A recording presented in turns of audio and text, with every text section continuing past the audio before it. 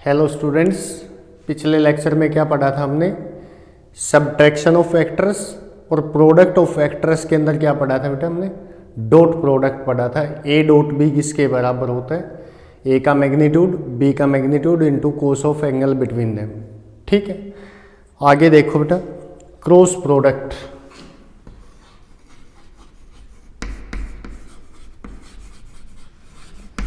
Of vectors, दो type की product बताई थी मैंने आपको, एक थी डॉट और दूसरी है आपके पास क्रॉस प्रोडक्ट।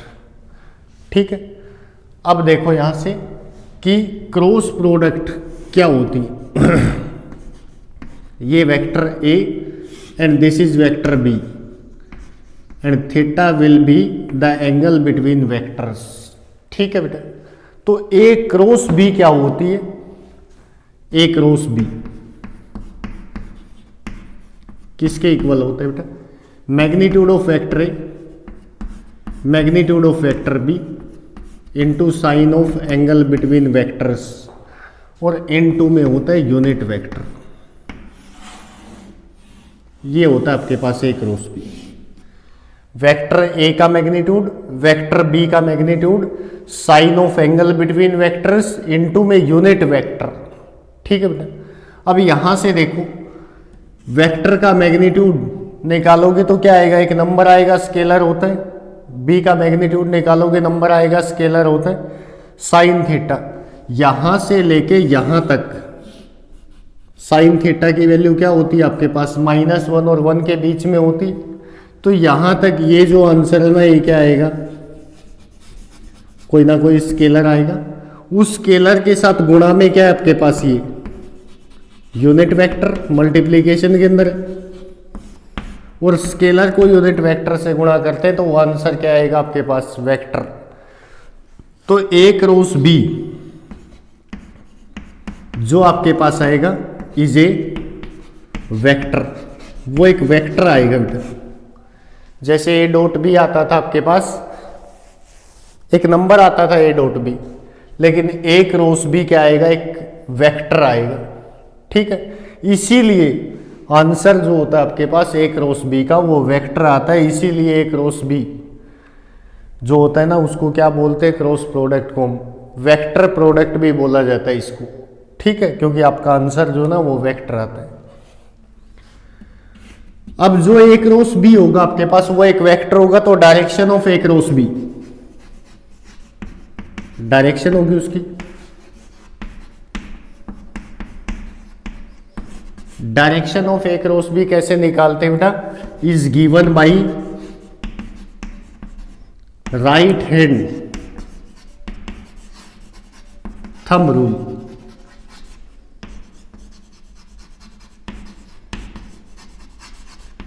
ए क्रॉस बी की जो डायरेक्शन होती है वो राइट हैंड थंब रूल से निकाली जाती है। कैसे?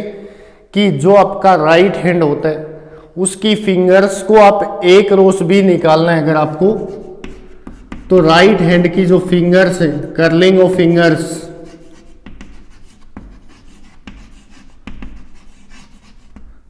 इन the direction of from a to B,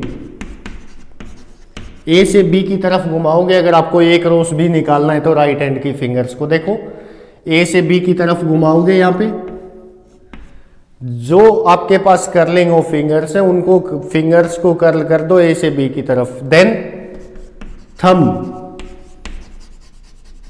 gives the direction of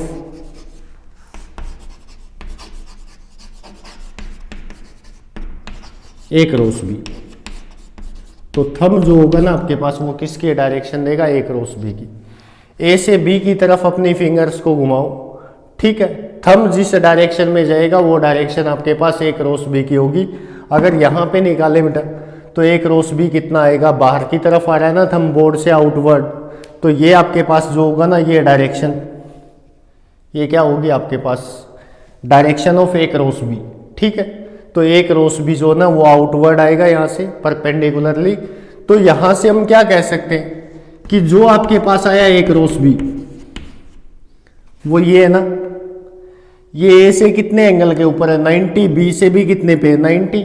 तो ए क्रॉस बी जो आपके पास वेक्टर आता है ना, परपेंडिकुलर होता है वेक्टर ए के, ए क्रॉस बी परपेंडिकुलर होगा वेक्टर बी के। याद रखना बेटा इसको, रिमेंबर इट।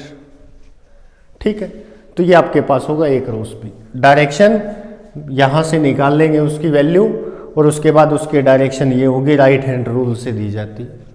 ठीक है बेटा, कोई दिक्कत हो तो बोलो।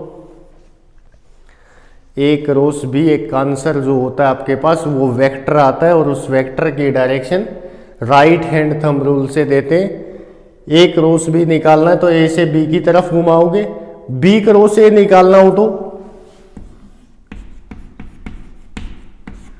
बी क्रॉस ए निकालना हो तो राइट हैंड की फिंगर्स को बी से ए की तरफ घुमाओगे तो थंब अंदर जाएगा ना, तो बी क्रॉस क्या होगा, परपेंडिकुलर इनवर्ड होगा। दोनों ही केसेस में ए क्रॉस बी चाहे बी क्रॉस ए, दोनों के दोनों क्या आएंगे, ए और बी के साथ परपेंडिकुलर आएंगे। तो ये आपके पास है क्रॉस प्रोडक्ट ऑफ वेक्टर्स। ठीक है बेटा, अब निकालते कैसे इसको देखो। ये आपके पास एक्स एक्सिस, ये आपके पास वाई एक्सिस, और ये आपके पास जेड एक्सिस। ठीक है, एक्स एक्सिस में यूनिट वेक्टर होता है आपके पास आई कैप, वाई एक्सिस में जे कैप, जेड एक्सिस में के कैप। ठीक है, अब अगर आपको निकालना हो आई क्रॉस आई,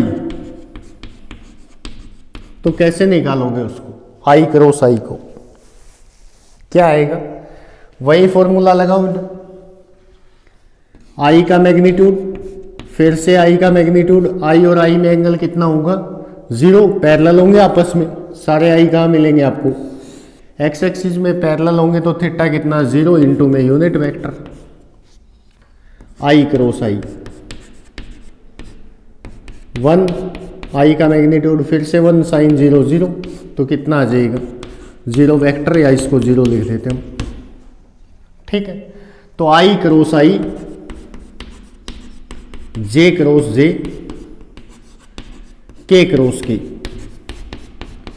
किसके इक्वल होता है बेटा, 0 या 0 वेक्टर। ठीक है, तो ये आपके पास है आई क्रॉस आई, जे क्रॉस जे, के क्रॉस के। ठीक है, अब अगर आपको कहा जाए कि आप निकालो आई क्रॉस जे, तो कितना आएगा, देखो आई का मैग्नीट्यूड, जे का मैग्नीट्यूड, इनटू में आई और जे के बीच में परपेंडिकुलर होते हैं ना 90, इनटू यूनिट वेक्टर, तो आई क्रॉस जे, आई का मैग्नीट्यूड 1, जे का magnitude 1, sine 91 into unit vector. ठीक है, आई क्रॉस जे का आंसर क्या है आपके पास, एक यूनिट वेक्टर आया ना, 1 इंटू में यूनिट वेक्टर, तो यूनिट वेक्टर होगा आपके पास। तो जो यूनिट वेक्टर आया आपके पास, ये इस यूनिट वेक्टर के बारे में क्या जानते हम, पीछे पढ़ के आए कि जो भी आंसर होता है आई क्रॉस जे या ए क्रॉस बी का, वो आई से भी 90 डिग्री के ऊपर, जे से भी 90 डिग्री पे होगा, क्योंकि ए से भी 90 और बी से भी किस पे होता है 90। तो जो ये यूनिट वेक्टर आंसर आया आपका, परपेंडिकुलर होगा ना आई कैप के, परपेंडिकुलर होगा किसके, जे कैप के, दोनों के परपेंडिकुलर होगा ये यूनिट वेक्टर। तो आई क्रॉस जे का आंसर क्या आएगा, एक ऐसा यूनिट वेक्टर जो आई से भी परपेंडिकुलर हो और जे से भी परपेंडिकुलर हो, ऐसा यूनिट वेक्टर कौन सा होता है बेटा, के कैप। के कैप यूनिट वेक्टर है, आई के भी परपेंडिकुलर है और जे के भी परपेंडिकुलर है, तो आपका आंसर क्या होगा आई क्रॉस जे का। एक ऐसा यूनिट वेक्टर जो दोनों के परपेंडिकुलर हो, वो क्या आएगा बेटा, के कैप। ठीक है, जे क्रॉस के एक ऐसा यूनिट वेक्टर जो आई के भी, जे के भी परपेंडिकुलर और के भी, क्या आएगा, आई कैप। तो इस तरह से क्रॉस प्रोडक्ट निकाला जाता है वेक्टर्स का। कैसे याद रखोगे इसको, याद रखने का क्या मेथड है,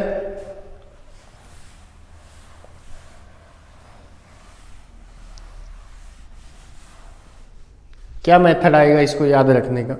एक सर्कल ले लो आप, बार बार में करके नहीं देखना, उस सर्कल के ऊपर लिख लो आई कैप जे कैप के कैप। ठीक है, इस सर्कल में अगर आप चलते हो एंटी क्लॉकवाइज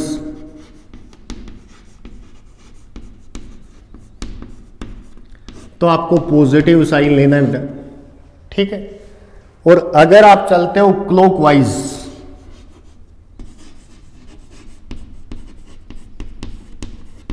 तो नेगेटिव साइन लेना है आपको। डायरेक्ट यहां से याद रखो इसको। आई क्रॉस जे, आई क्रॉस जे कितना आएगा?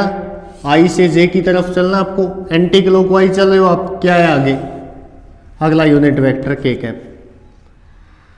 के क्रॉस आई, के से आई आओगे ना, के से आई आओगे तो ये कौन से डायरेक्शन है? Anti clockwise. क्या आएगा अगला यूनिट वेक्टर? जे कैप। ठीक है, क्योंकि साइन प्लस रहेगा एंटी क्लॉकवाइज डायरेक्शन में। अगर आप क्लॉकवाइज चलते हो बेटा आपको निकालना है आई क्रॉस की। अगर इस डायरेक्शन में चलोगे तो क्लॉकवाइज, क्लॉकवाइज क्या साइन आएगा? नेगेटिव। कितना होगा? माइनस ऑफ अगला क्या होगा आपके पास? जे कैप। ये आंसर आएगा। ठीक है, के क्रॉस जे निकालना हो तो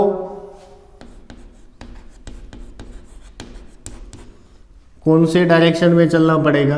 क्लॉकवाइज। अगला यूनिट वेक्टर क्या है? माइनस का आई कैप। तो इस तरह से इस सर्कल से याद रखोगे कि आपके पास आई जे और के का क्रॉस आपस में क्या आएगा। ठीक है, अब यहां पे एक चीज और है, क्या हम ये लिख सकते हैं क्या? A cross B is equal to b cross a. क्या ये लिख सकते हो? क्या ये ठीक लिखा है क्या मैंने? ए क्रॉस बी क्रॉस ए के इक्वल लिख सकते हो क्या आप? क्या डेफिनेशन बताई थी मैंने इक्वल वेक्टर्स की? कि दो वेक्टर्स को आप इक्वल तभी बोल सकते हो जब आपके पास क्या हो? दोनों का मैग्नीट्यूड सेम हो और दोनों की डायरेक्शन सेम हो। अब यहां पे देखो ए क्रॉस बी निकालोगे तो बाहर की तरफ आएगा, जबकि बी क्रॉस ए निकालूंगा तो अंदर की तरफ। A cross b and b cross a are anti parallel. Parallel नहीं होंगे, वो सेम डायरेक्शन नहीं होंगी, एंटी पैरेलल होंगे। और एंटी पैरेलल होंगे तो थीटा कितना होता है बी क्रॉस ए और ए क्रॉस बी में? 180 डिग्री और pi. Angle between a cross b and b cross a is pi और 180 डिग्री। और अपोजिट डायरेक्शन मैग्नीट्यूड बराबर होगा दोनों का। यहाँ पे ए बी साइन थीटा लिखो चाहे, क्योंकि इसका मैग्नीट्यूड तो 1, तो क्या आएगा? ए क्रॉस बी का magnitude A B sine theta, B cross A का क्या आएगा? B A sine theta. दोनों का मैग्नीट्यूड ये लिख सकते हैं हम, magnitude of A cross B is equal to magnitude of B cross A. ये लिखा जा सकता है क्योंकि दोनों का मैग्नीट्यूड जो ना वो क्या होता है? इक्वल होता है। अगर ये लिखना हो तो यहां पे क्या लगेगा बेटा? अपोजिट डायरेक्शन में माइनस साइन लगेगा यहां पे। ये लिख सकते हो आप, a cross B is equal to minus of B cross a, क्योंकि एंगल कितना आपके पास? 180 डिग्री और पाई। ठीक है, क्लियर? आगे चले, देखो तो नेक्स्ट।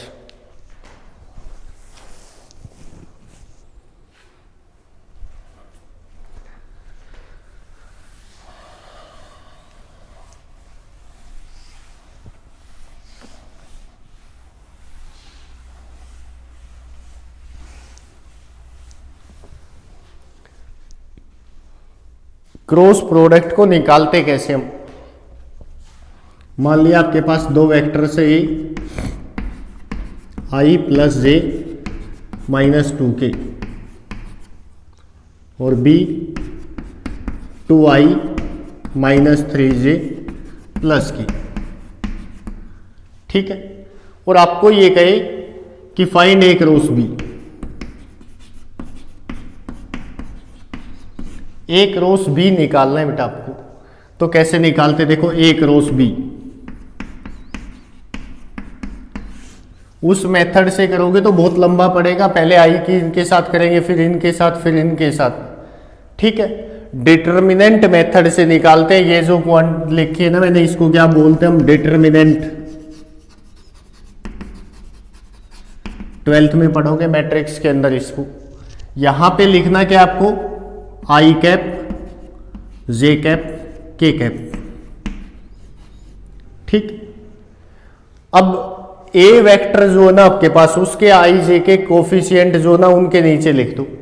ए में आई का कोफिशिएंट कितना है 1, बी में जे में कितना है 1, के में कितना है -2 विद साइन लिखने। बी का कोफिशिएंट आई का कितना है, यानी लिख दो 2, -3 जे का और 1 के का। अब इसको सोल्व करोगे, एक क्रॉस भी आ जाएगा। इसको कैसे सोल्व करते हैं, प्लस माइनस प्लस। ठीक है, एक cross B is equal to, कैसे निकालोगे देखो, आई कैप। देखो आई कैप जिस रो के अंदर है, जिस कॉलम के अंदर, उसको छोड़ दो। हॉरिजॉन्टल को रो बोलते हैं, वर्टिकल को कॉलम बोलते हैं। आई जिस रो के अंदर है उसको छोड़ दो, जिस कॉलम के अंदर है उसको छोड़ दो, बाकी एज इट इज लिख दो इसके मल्टीप्लाई के अंदर। तो आई कैप इनटू में आई कैप फर्स्ट रो में, फर्स्ट कॉलम में, उनको छोड़ दो, क्या बचेगा 1, -2, -3, 1। अगला साइन देखो माइनस, अगला वेक्टर लिखो यूनिट वेक्टर जे कैप। जे कैप जिस रो में, जिस कॉलम में, उसको छोड़ दो, बाकी की गुणा लिख दो जे कैप के साथ।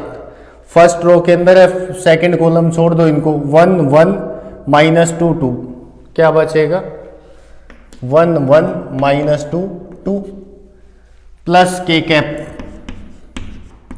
के कैप जिस रो में, जिस कॉलम में, उसको छोड़ दो, फर्स्ट रो, थर्ड कॉलम, बाकी जो बचा आपके पास वो एज इट इज लिख दो, 1, 1, 2, -3। अब देखो कैसे सोल्व करते हैं, एक रोस बी, आई कैप क्रॉस मल्टीप्लीकेशन इस तरफ करनी हमेशा, इसीलिए ये माइनस साइन लगा हुआ है बीच में। ठीक है, 1 × 1 कितना होगा 1, माइनस इनका प्रोडक्ट सब्ट्रैक्ट करना आपको, -3 × में -2 कितना आ जाएगा, 3 × 2 6 और माइनस माइनस की गुणा प्लस तो 6। ठीक है, माइनस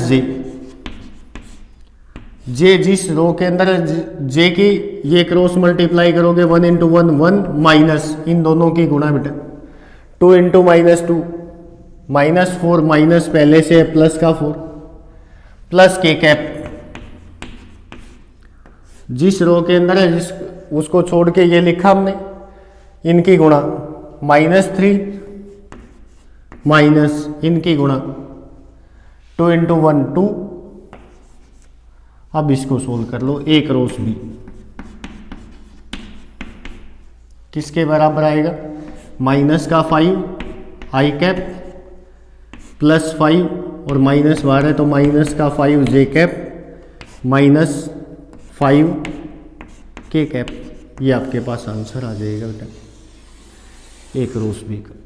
ठीक है, इस तरह से सोल्व करते हैं डिटर्मिनेंट मेथड से।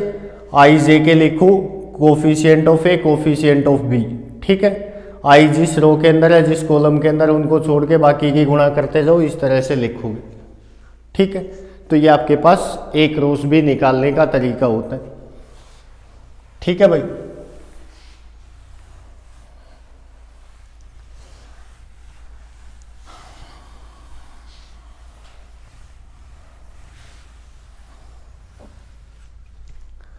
आगे देखो,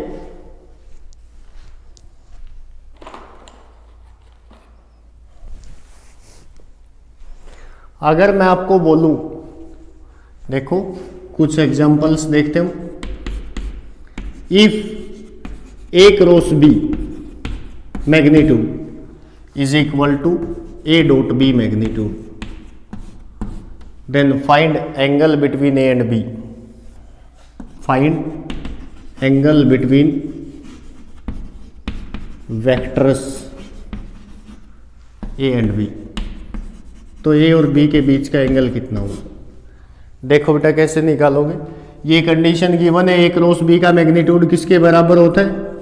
कंडीशन के अकॉर्डिंग चलो, ए का मैग्नीट्यूड बी का मैग्नीट्यूड इनटू में साइन थीटा, यूनिट वेक्टर का तो मैग्नीट्यूड 1 हो जाता है आपके पास। ए डॉट बी, ए का मैग्नीट्यूड बी का मैग्नीट्यूड इनटू में कोस थीटा, ए से ए कैंसिल आउट, बी से बी का magnitude cancel out, sine theta is equal to cos theta. या तो डायरेक्ट यहाँ से आंसर लिख दो कितने पे बराबर होते हैं 45 पे, या इसको नीचे ले आओ sine by cos, tan theta is equal to 1, theta is equal to 45 degree. ठीक है, ये आपके पास आंसर होगा। अगर मैं आपको कहूं find A dot A cross B, second B dot B A cross B, कितना है? देखो फर्स्ट को कैसे सोल्व करोगे, A dot A cross B, हमें पता है कि ए क्रॉस बी हमेशा परपेंडिकुलर होगा किसके? ए के साथ, परपेंडिकुलर होगा ए क्रॉस बी किसके साथ? बी के साथ।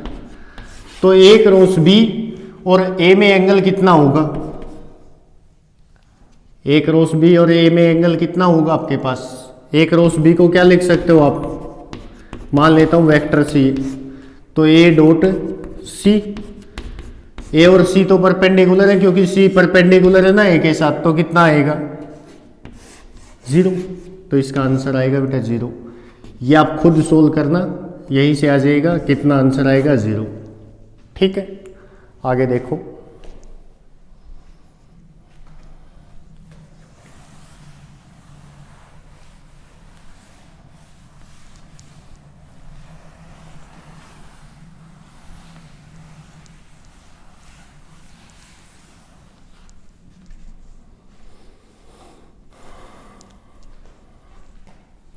If a plus b magnitude is equal to magnitude of a minus b, find angle between vectors a and b.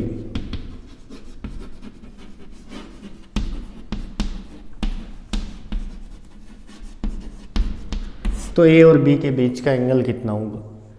If magnitude of a plus b is equal to magnitude of a minus b, then what will be the angle between vectors? अगर direct formula याद आपको है तो theta कितना आ जाएगा? 90 degree आ जाएगा ना।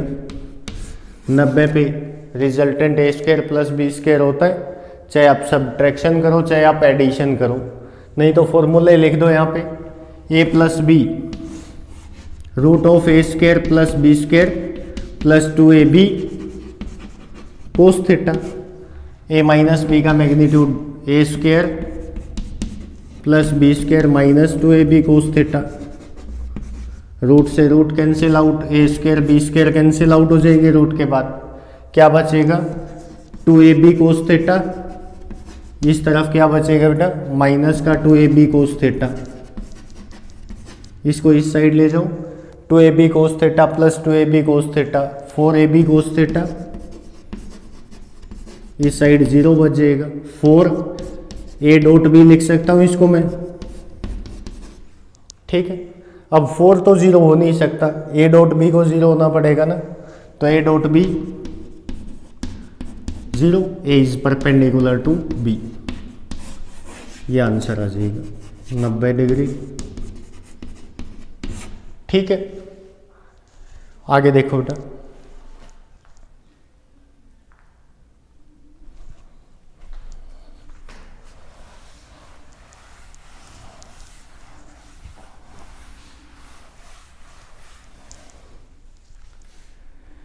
Applications of dot product,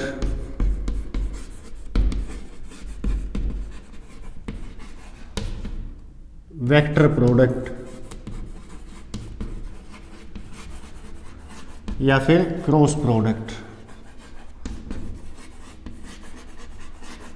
applications क्या होती हैं क्रॉस प्रोडक्ट की या फिर वेक्टर प्रोडक्ट की? क्या एप्लीकेशन होती है? फर्स्ट एप्लीकेशन क्या होगी? To find area of a parallelogram. किसी भी पैरेललोग्राम का एरिया फाइंड आउट करना हो तो हम किसका यूज करते हैं? वेक्टर प्रोडक्ट का। देखो, अगर कोई भी दो वेक्टर ए और बी किसी पैरेललोग्राम की अपोजिट साइड्स को रिप्रेजेंट कर रहे, ये ए ये बी, ठीक है, और इसका एरिया आपको कैलकुलेट करना है। तो कैसे कैलकुलेट करते हैं हम? एरिया ऑफ पैरेललोग्राम किसके बराबर होता है बेटा? ए क्रॉस बी मैग्नीट्यूड, ठीक है, इसके इक्वल होगा। ए क्रॉस बी निकाल दो। क्या कह रहा हूं मैं आपको कि अगर आपके पास दो वेक्टर्स पैरेललोग्राम की दोनों साइड्स को रिप्रेजेंट करते हैं तो उस पैरेललोग्राम का एरिया कितना होगा? ए क्रॉस बी का मैग्नीट्यूड। कैसे? देखो, ये बी सी डी एक पैरेललोग्राम है। पैरेललोग्राम के एरिया का फॉर्मूला क्या होता है? बेस इनटू में परपेंडिकुलर डिस्टेंस। तो यहां से परपेंडिकुलर डालोगे ना, इन दोनों के बीच का ये एंगल थीटा। तो यहां से देखो ई मान लें इसको, ठीक है, तो डी ई जो ना वो हाइट आएगी, बेस इनटू हाइट। हाइट किसके बराबर होगी? यहां से देखो, in right angle triangle A D E, अगर इस ट्रायंगल के अंदर किसकी वैल्यू निकाली जाए? परपेंडिकुलर डाल दिया ना डी ई की, तो डी ई बटे में क्या आएगा आपके पास? D E perpendicular upon hypotenuse. Hypotenuse A D होगी वेक्टर बी की लंबाई के बराबर, और वो क्या होगा? वेक्टर बी का मैग्नीट्यूड इज इक्वल टू किसके बराबर आएगा? साइन थीटा के। तो इसका बेस जो ना वो किसके बराबर है? वेक्टर ए के मैग्नीट्यूड के। इनटू में हाइट कितनी आई बेटा? D E, b sine theta आई ना, यहां से इस बी को इस साइड गुणा में ले आओगे तो हाइट कितनी है? B sine theta. ये किसके बराबर होता है बेटा? ए क्रॉस बी के मैग्नीट्यूड के ही तो बराबर होता है। तो एरिया ऑफ पैरेललोग्राम, ठीक है, किसके इक्वल होगा? Magnitude of A cross B, ठीक है। तो ये पहली आपके पास एप्लीकेशन है, या ज्योमेट्रिकल मीनिंग बोलते हैं जिसको आप क्रॉस प्रोडक्ट का। सेकंड, अगर आपके पास कोई भी दो vector, if A and B are two vectors representing the two sides of a triangle, अगर वो दो साइड्स रिप्रेजेंट कर रहे हैं किसी भी ट्रायंगल की, देन एरिया ऑफ ट्रायंगल, तो ट्रायंगल का जो एरिया होगा ना वो किसके बराबर होता है बेटा? ए क्रॉस बी, उसका मैग्नीट्यूड अपॉन में 2। ये आपके पास दूसरा फॉर्मूला आता है। एरिया ऑफ ट्रायंगल किसके इक्वल होगा? अगर दो वेक्टर्स किसी ट्रायंगल की दो साइड्स को रिप्रेजेंट करते हैं तो एरिया ऑफ ट्रायंगल किसके बराबर होता है? ए क्रॉस बी का मैग्नीट्यूड, उसको 2 से आप डिवाइड कर दो, ठीक है। तो ये आपके पास है दो एप्लीकेशंस किसकी? ए क्रॉस बी की या वेक्टर प्रोडक्ट की, ठीक है बेटा। ये आपके पास है, आपके पास डॉट और क्रॉस प्रोडक्ट। वेक्टर का वेक्टर के साथ डिवीजन पॉसिबल नहीं है, ठीक है। इसके बाद अगले लेक्चर में हम क्या करेंगे? ये जो आपने पढ़ा है इसके ऊपर कुछ न्यूमेरिकल्स करेंगे हम, ठीक है। एक कंडीशन ऑफ जीरो रिजल्टेंट रह गया, एक रिजोल्यूशन रह गया, ठीक है बेटा। वो अगले लेक्चर में करेंगे हम। Thank you.